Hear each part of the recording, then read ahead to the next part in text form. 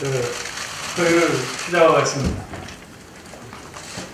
최근에 이 부동산 정책에 관해서 여기에서 들려오는 소리로 따지면 혼란을 금할 길이 없습니다. 제가 부동산 정책에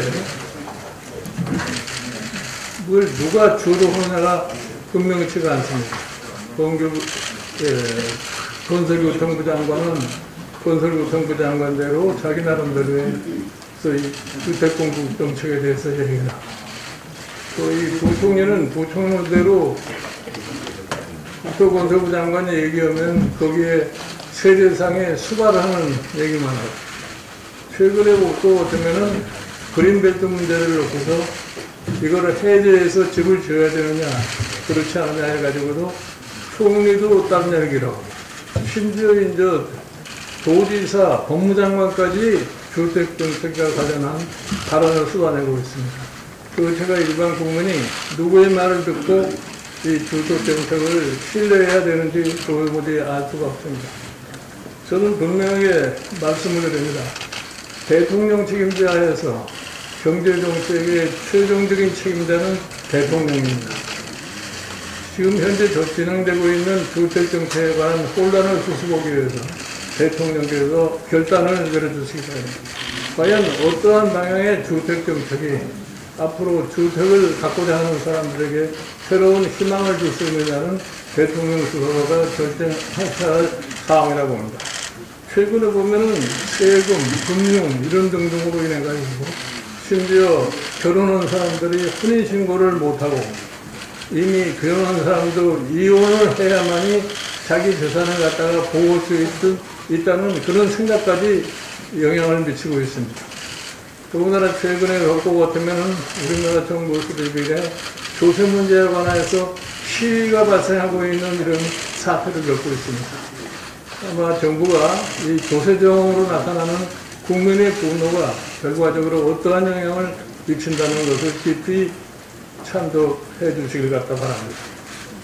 그 다음에 최근에 벌어지고 있는 이 소위 박원순 시장 성추행 문제와 관련해서도 아직까지도 명확한 소위 수사 방침이 결정되지 않은 것 같습니다. 제가 보기에는 이 서울시가 자체 조사로서 이 문제를 어떻게 해결할 수 있다고 이렇게 생각하는 모양인데, 서울시 자체에 대해서는 아무도 믿음을 갖다 가지는 사람들이 없습니다. 저는 이것은 공권력이 당연히 개입을 해가지고서 철두철미하게 이 상황을 갖다가 조사해야 된다고 생각합니다. 그 다음에 최근에 사법부와 관련해서 가급적이면 이런 얘기를 정당인으로서 안 하려고 했습니다만 사법부에 관련해서 일반 국민들이 사업에 대한 신뢰가 너무 다 추락하고 있는 것이 현실이 아닌가 생각합니다. 최근에 저는 이 사법부의 수장이 법원의 판사들에게 재판을 국민의 눈높이에 맞춰서 재판을 하라는 얘기를 했는데, 우리나라 헌법에 볼 것 같으면 판사는 법률과 양심에 의해서 재판하라고 얘기를 했습니다. 저는 세계 어느 나라의 사법부 수장이 국민의 눈높이에 맞게 재판을 하라는 얘기를 하는 얘기를 들어본 적이 없습니다. 이 점에 대해서도 사법부는 좀 각성을 했으면 하는 생각을 갖다 합니다.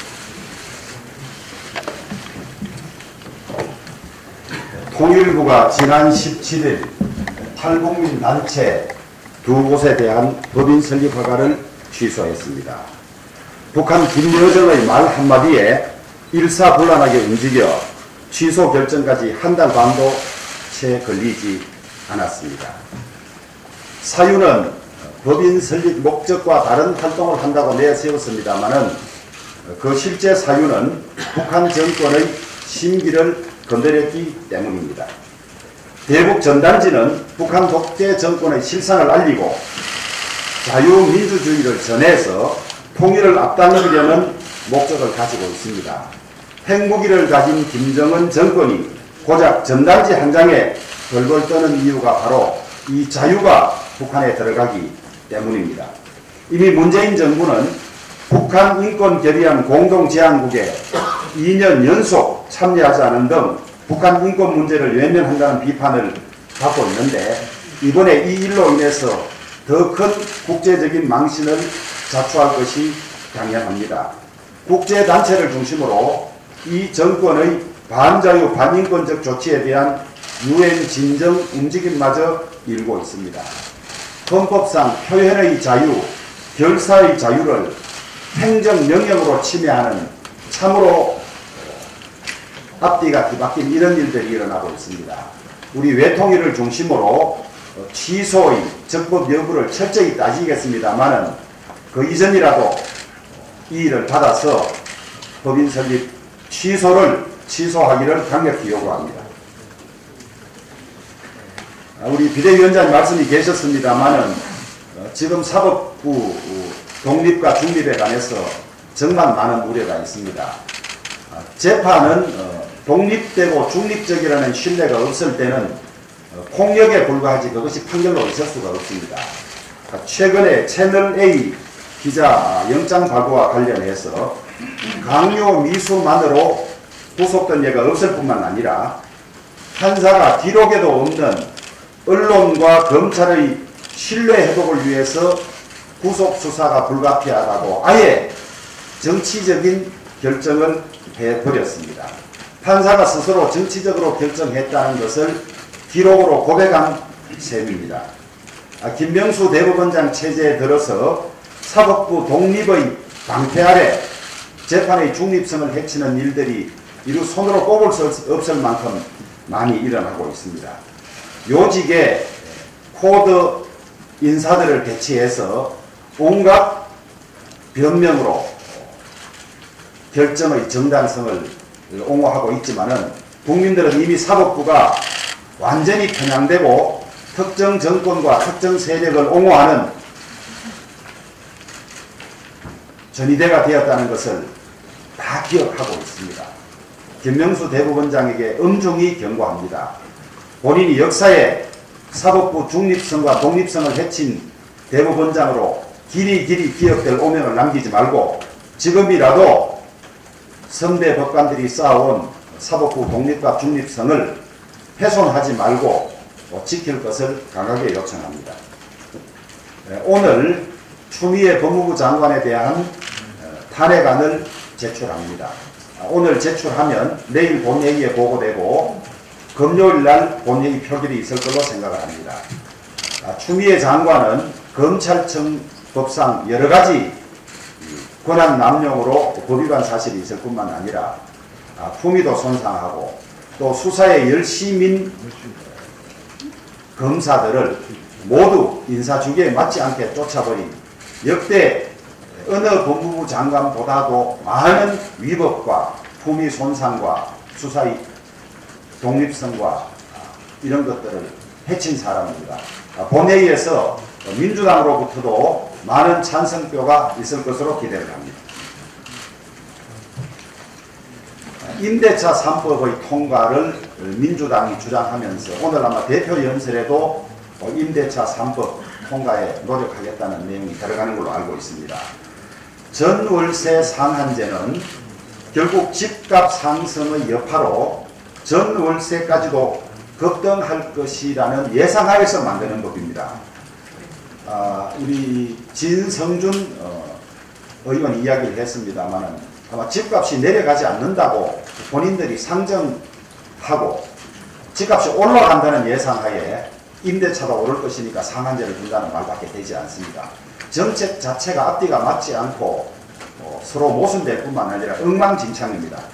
이 임대차법 시행 전에 이 임대차법 시행을 고려해서 전세값을 급격하게 올리거나 또 전세 매물을 걷어서 월세로 전환하는 등 벌써 부작용이 나타나고 있습니다. 저희들은 시장 원리에도 맞지 않고 민주당의 다른 정책과도 부합하지 않은 임대차 3법 통과에 관해서 강하게 반대하고 상임위에서 그 흑우성과 정책의 부작용을 잘 드러내도록 하겠습니다.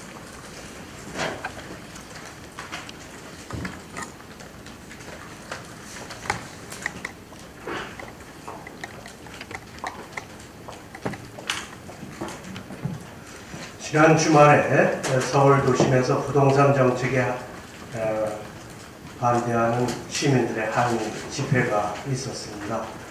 또 지난 금요일 날 오후에는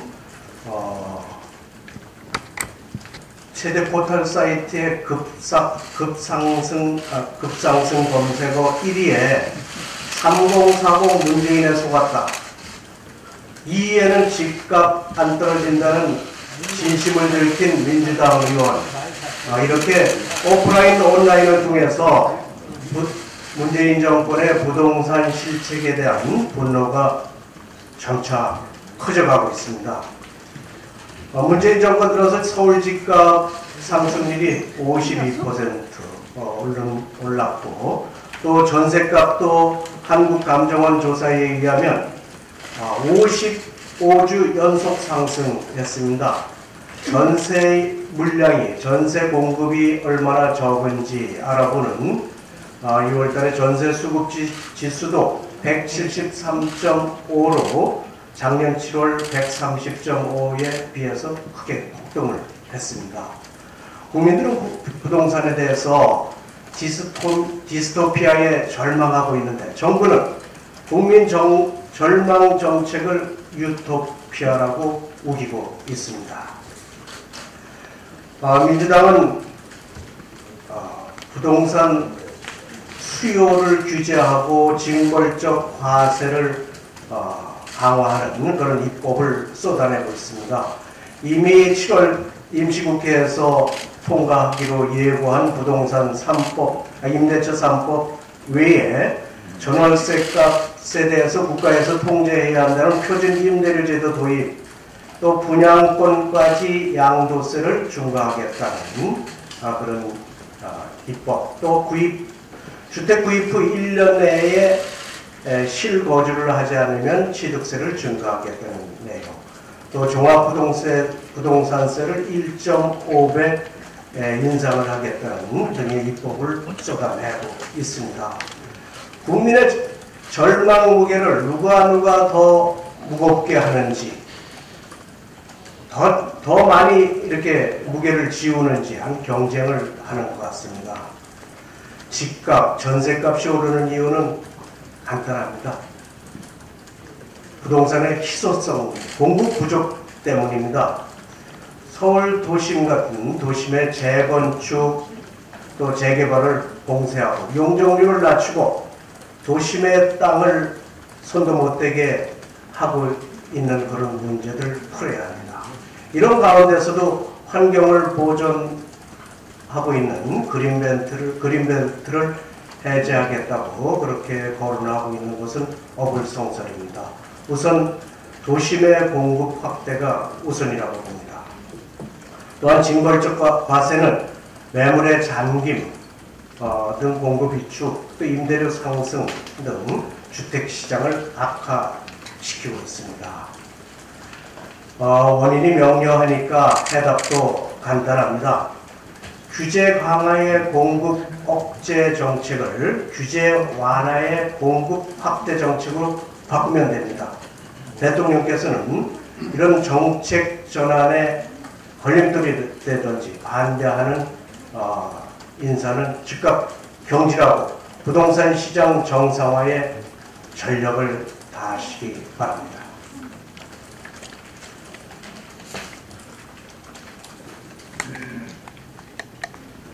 경찰은 국회를 방문한 문재인 대통령을 향해 항의 차원에서 신발을 던진 정모 씨에 대해 구속영장을 신청한 바 있습니다.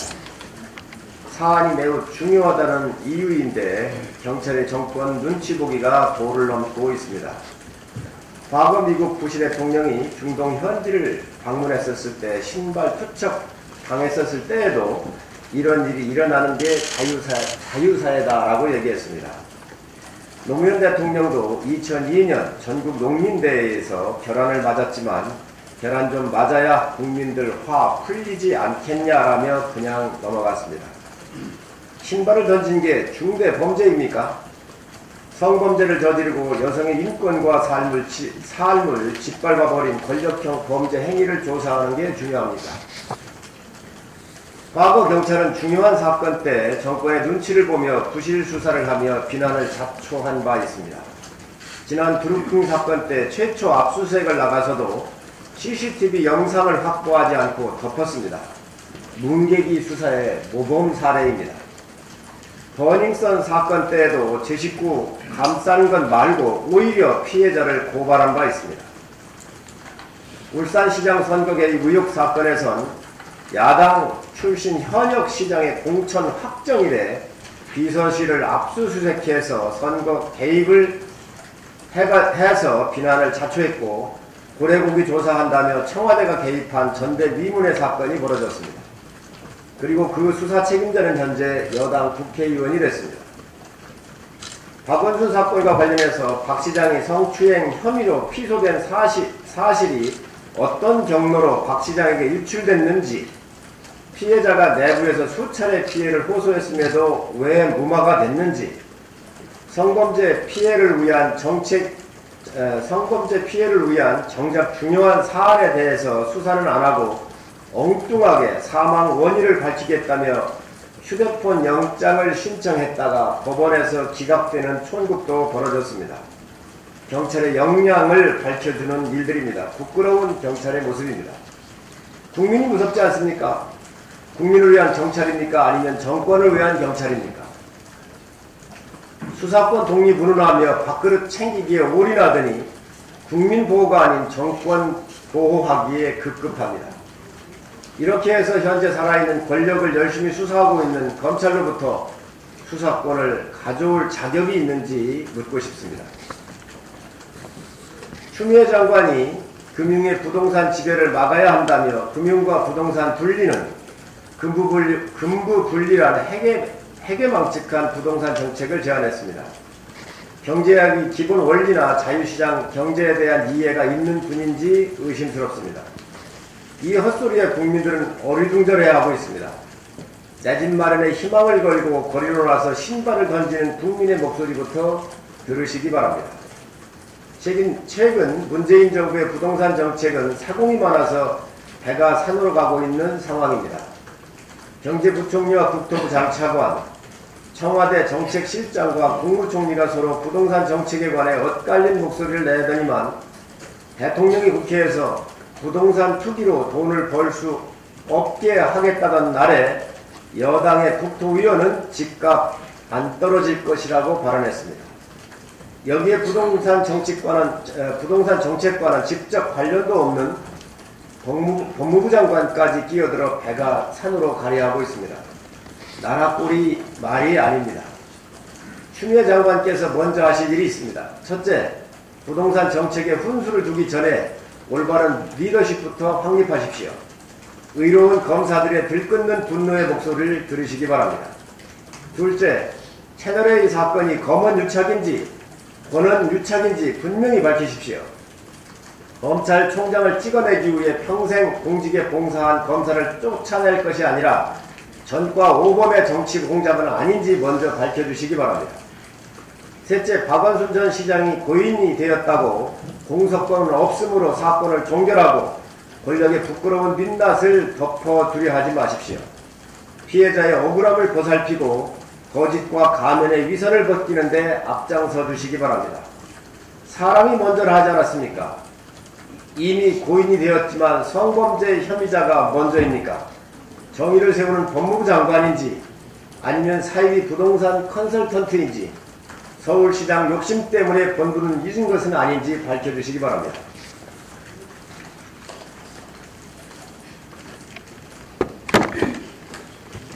지난주 논란이 됐던 모 토론 프로그램에서의 여당 국회의원의 발언에 대해서 제가 현장에 있었던 사람으로서 잠깐 부연 설명을 드리겠습니다. 저는 일관되게 문재인 부동산 정책은 무능하다고 주장을 해왔습니다. 그 이유는 22번이 넘는 대책을 발표하고 매 대책마다 초강도 대책이라고 말하는데 도대체 가격이 떨어지기는커녕 더 오르고 있는 모습을 보면서 정말 정부 정책이 무능하거나 아니면 의지가 없는 게 아닌가라는 생각을 해왔습니다. 특히 단기적인 측면에서 봤을 때 수요 억제보다는 공급 정책을 미리미리 발표해야 되는데 정부는 그러지 않고 수요 억제 정책만을 일관되게 주장해 왔습니다. 그날 본방송 100분 동안의 상황도 비슷했습니다. 진성준 의원은 정부의 입장을 그냥 반복적으로 이야기하셨습니다. 그런데 토론이 끝나고 누군가 물었습니다. 정말 7.10 대책으로 집값이 좀 잡히기는 하는 건가요? 아마 그 자리에 있었던 모든 사람들이 진영을 떠나서 지금의 상황이 너무나 걱정이 돼서 나온 이야기였습니다. 좀 떨어져야 하는 거 아닌가라는 소망들로 몇몇 분들의 언급이 있었고, 저도 거기에서 떨어진다는 가정하에 지금같이 코로나 등 거시경제 상황이 안 좋은데 집값이 너무 떨어져도 경제에 부담이 된다고 말씀드렸습니다. 이는 정치인이 아니라 전문가로서 거시경제 차원에서 부동산 경기가 좀 우려되는 부분에 대해서 여당 의원에게 말씀을 드린 거였습니다. 그런데 진성준 의원의 대답이 좀 의외였습니다. 100분 동안의 토론 기조와는 달리 그렇게 해도 안 떨어질 것이라고 말씀하시는 거였습니다. 저는 좀 화가 났습니다. 저야 야당이고 현직도 아니지만 현직, 여당, 그것도 국토위원이 저런 생각을 갖고 있었다니 토론 내내 했던 말은 그냥 립서비스였나 라는 생각이 들었습니다. 그래서 제가 한마디 더 한 겁니다. 여당, 그것도 국토위원께서 그런 말씀을 하시면 국민들은 어떻게 합니까? 이게 그 당시의 상황입니다. 언론에 알려진 것과 별반 다르지 않습니다. 요즘 부적절한 발언으로 물의를 일으키는 분들이 진성준 의원뿐만은 아닌 것 같습니다. 특히 여당과 청와대 관련자 등 경제를 책임져야 할 분들의 혼란스러운 말이 국민을 더 혼란스럽고 괴롭게 합니다. 제발 내부에서 충분한 토론을 먼저 하시고 국민들에게 신중하게 발표해 주십시오. 작은 정책, 정부 당국자의 작은 제스처 한마디라도 국민들이 어떻게 해석하고 시장에 어떤 영향을 미칠지 면밀히 검토하고 시행하십시오. 추미애 법무부 장관은 생뚱맞게 그린벨트 해제 얘기를 할 때가 아닙니다. 여당이 7월 중에 추진하겠다고 하는 임대차 3법에 대해 입장을 표명하셔야 합니다. 이미 전월세 가격이 계속 오르고 있고 전문가들의 우려가 큽니다.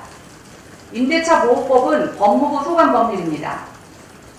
세간에서는 정부가 등록 임대주택 사업자 정책에 뺨 맞고 집 한 채 가지고 전세 놓는 서민들에게 화풀이를 하고 있다고 합니다. 다주택자들에게는 금융세제 지원까지 당근을 주면서 했던 규제들을 이제 서민들에게는 세금 올리면서 규제만 하겠다는 것입니다. 특히 최근 발표되는 대부분의 대책들이 실질적으로 소급 적용되고 있어서 위헌 소송의 얘기까지 나오고 있습니다. 법무부 장관이라면 무리한 소급 적용을 하는 현 정부의 부동산 대책을 법리적으로 검토하시고 난 이후에 한 말씀 하셔야 합니다. 제발 본인의 앞날 걱정에 앞서서 부동산 시장 안정과 국가 경제를 먼저 걱정해 주십시오. 올해 신년 기자회견에서 문 대통령은 최근 대책으로 부동산 시장이 상당히 안정되어 있다고 말씀하시면서 일부 지역은 서민들이 납득하기 어려울 만큼 급격한 가격 상승이 있었는데 원상 회복되어야 한다고 말씀하셨습니다. 그러면서 부동산 투기를 잡고 가격을 안정시키겠다는 정부의 의지는 확고하다고 말씀하셨습니다. 그렇지만 정작 한 기자가 부동산 가격이 원상 회복돼야 한다고 하셨는데 그 시점이 언제인가라고 묻자 답변 불가능한 질문이라고 말씀하셨습니다. 신중한 답변이라고 볼 수도 있지만 지난 6개월 동안 정부 책임자들의 엇갈린 발언과 행보를 보니 국민들은 이제 정책을 믿을 수 없구나, 정부도 확신이 없구나 라는 때늦은 깨달음을 얻고 있습니다. 가격이 급등하면 언제든지 강력한 대책을 추가적으로 발표하겠다는 대통령과 장관들의 발언은 이제 시장에 아무 효력이 없습니다. 아무도 믿지 않습니다. 그리고 궁금하지도 않습니다. 정말 궁금한 질문은 이것입니다. 7월 10일 대책까지 나온 이후에 7월 국회에서 모든 법이 통과되면 정말 부동산 가격이 안정이 됩니까? 원상 회복이 됩니까? 임대차 3법이 통과되면 전월세 가격은 안정이 됩니까? 내 집 마련 기회까지 놓친 임차인들의 고민이 이제는 해결이 됩니까? 예상되는 부작용에 대한 준비는 충분합니까? 국민들이 정말 듣고 싶은 질문을 대신해서 제가 말씀드렸습니다.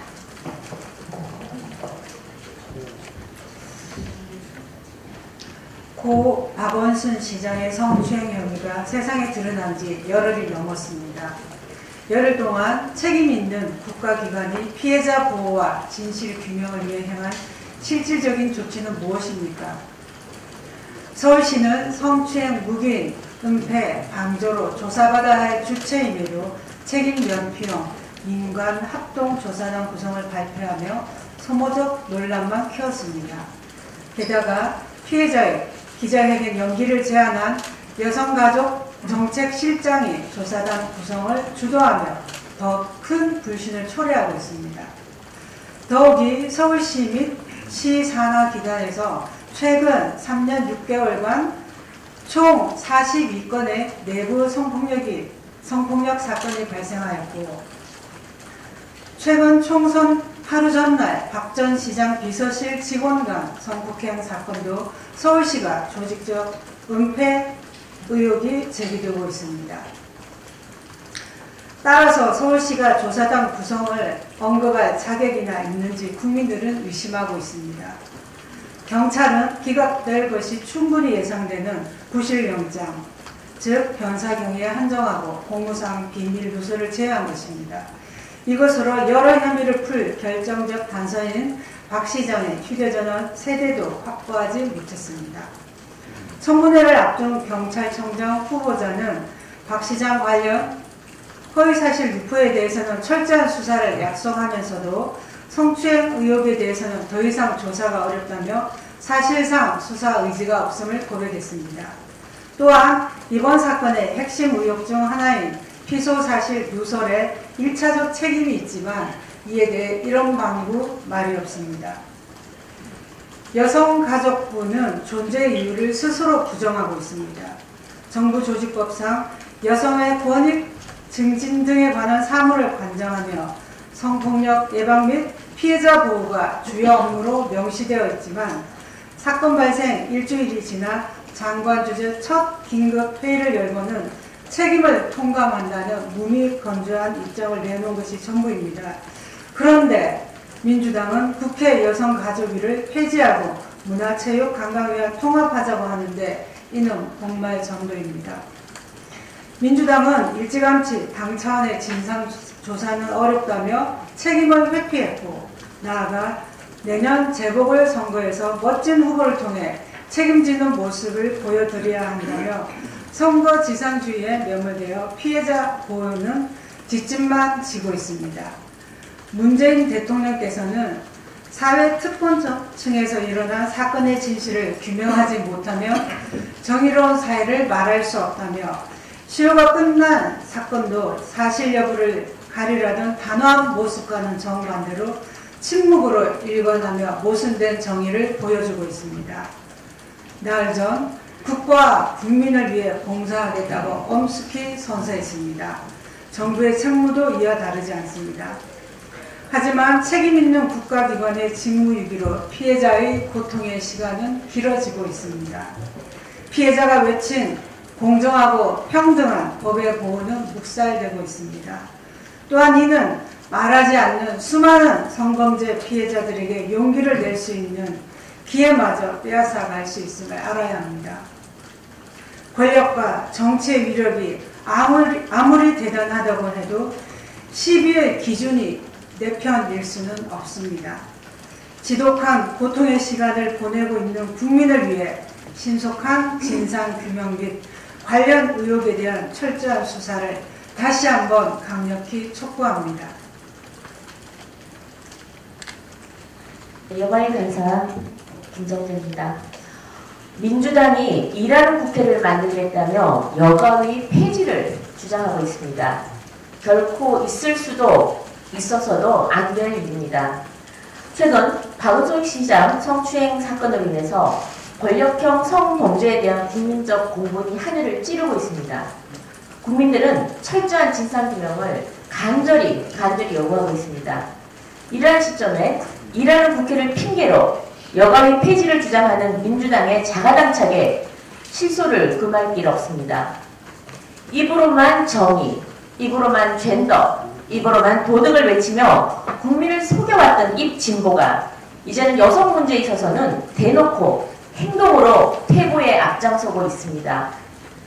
경찰이 공소권 없음을 이유로 부숴놓고 있는 희대의 권력형 성범죄 사건에 대해서 국회가 적극적으로 나서 진상을 규명해야 함에도 불구하고 국회 여가위 폐지를 주장하고 나선 민주당의 저희가 의심스러울 뿐입니다.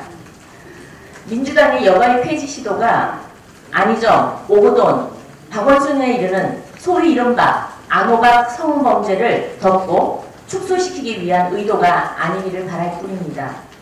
민주당은 즉각 여가위 폐지 시도를 중단하고 권력형 성범죄 진상규명에 미래통합당과 함께 나서주시기를 다시 한번 촉구드립니다. 더불어 지금 현재 통합당이 여가위에서 청문회를 열 것을 강력히 요구하고 있습니다. 민주당은 묵묵부답입니다. 조속히 상임위 차원에서 청문회를 열어서 지금 진상규명에 국회가 앞장서야 할 때입니다. 이상입니다. 네, 대한민국을 부끄럽게 만든 지도급 인사들의 미투 사건, 정확히 말씀드리면 위력에 의한 권력형 성폭력 사건입니다. 이런 사건들이 연속적으로 일어나서 국민들의 공분을 사고 있습니다. 안희정 전 충남지사, 오호돈 전 부산시장, 그리고 이미 고인이 된 박원순 시장까지 부끄러운 민낯이 연속되어서 국민 앞에 드러나고 있습니다. 이에 우리 미래통합당은 성폭력에 대한 분명하고도 확고한 문제의식을 바탕으로 성폭력 대책위를 구성할 방침임을 알려드립니다. 성폭력 대책위를 통해서 제도와 인식 개혁에 큰 전환의 변곡점을 저희들이 만들어 가야 되겠다는 확실한 확고한 의지를 저희들이 가지고 있다는 말씀드립니다. 중앙정책 개정 특별위원회 발의를 간략하게 말씀드리겠습니다. 그동안 당의 새로운 변화 과정에 대해서 많은 관심을 가져주신 점에 깊이 감사드립니다. 저희 정당정책특위는 지난 6월 18일 첫 회의를 시작으로 총 9차례 전체 회의와 특별 세미나, 10시간이 넘는 마라톤 회의를 통해 당 정강의 초안 작성을 완료했습니다. 모두의 내일을 위한 약속이라는 주제로 작업된 새 정당정책은 국민 모두를 위한 정당이 되겠다는 국민 통합의 의지와 대한민국의 미래 변화를 선도하는 유능한 정당이 되겠다는 포부를 함께 담고 있습니다. 한나라당, 새누리당, 자유한국당, 미래통합당을 거치면서 한 번도 시도해보지 않았던 여러 의미 있는 변화를 담기 위해 노력했고, 100년간은 정당의 뿌리가 되는 우리의 믿음을 선언하면서 우리 당이 추구하는 가치와 철학을 보다 쉽고 분명하게 하기 위해 노력했습니다. 구체적인 내용과 변화의 방향은 이어질 비상대책위원회 회의에서 보고를 거친 뒤에 정론관에서 구체적인 브리핑으로 세부 설명을 드리도록 하겠습니다. 앞으로 의원총회 보고 등 당내 구성원께 특위의 정당정책안 내용을 보고하면서 추가 의견 수렴을 거칠 예정이며, 동시에 강령을 뒷받침하는 10대 정책 또한 특위에서 작업을 이어갈 예정입니다. 국민 모두의 내일을 함께 만들어가는 정당이 되는 길에 많은 관심 부탁드립니다. 고맙습니다.